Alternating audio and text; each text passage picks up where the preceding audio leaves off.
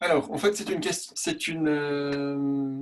question d'intérêt composé. Ça, effectivement, on n'a pas revu cette année.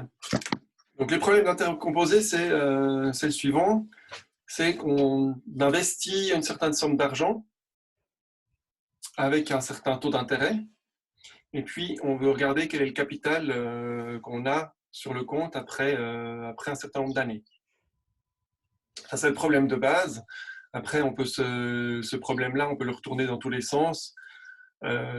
Calculer le taux d'intérêt si on connaît le capital de base, le nombre d'années, puis ce qu'on a à la fin.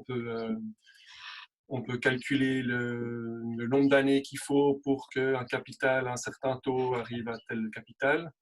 Donc ça, après, l'inconnu, on la met où on veut. Mais le problème de base, c'est celui-ci, c'est qu'on place de l'argent à un certain taux pendant un certain nombre d'années, et puis on regarde ce qu'on a à la fin. Donc, le problème est le suivant, on peut calculer après une année. Donc, après une année, je prends mon capital que j'ai initialement, donc mes 10 000 francs. Pour calculer combien j'ai gagné la première année avec les intérêts, je fais les 10 000 francs fois les 4%, ça me fait 400, et je fais la somme. Donc, après un an, j'ai 10 400 francs sur mon compte. Vous m'arrêtez s'il y a une question. Si je calcule la deuxième année, je pars donc de 10 400 francs. Je calcule les intérêts. Maintenant, ma somme initiale, ce n'était pas 10 000, mais 10 400. Donc, je fais avec les 10 400.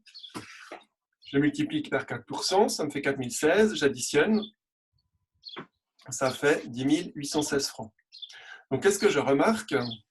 C'est que la première année, je gagne 400 francs avec les intérêts, la deuxième 416, et ainsi de suite. Donc chaque année, ce que je vais toucher en intérêt va augmenter. Parce que mon capital de base, chaque année, il est plus important.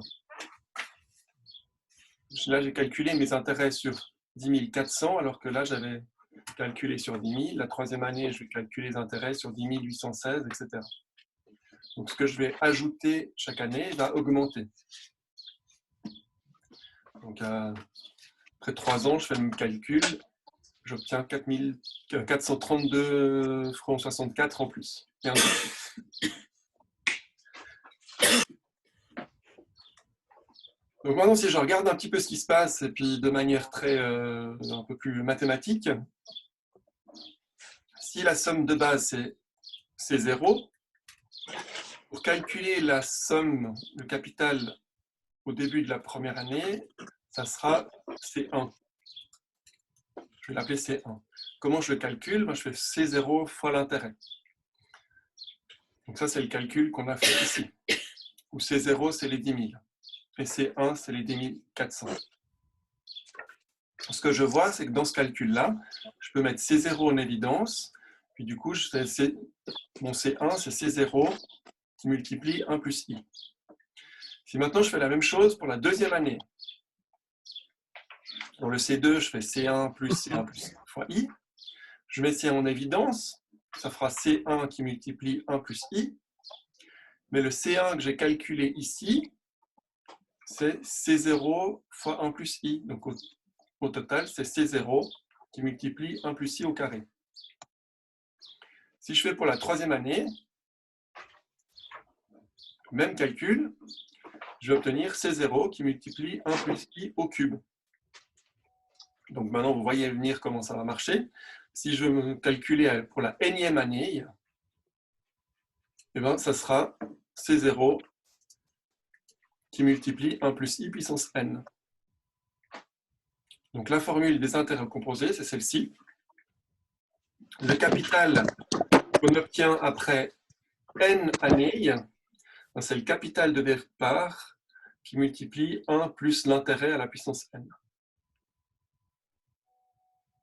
Donc ça, c'est la formule à retenir pour les intérêts composés.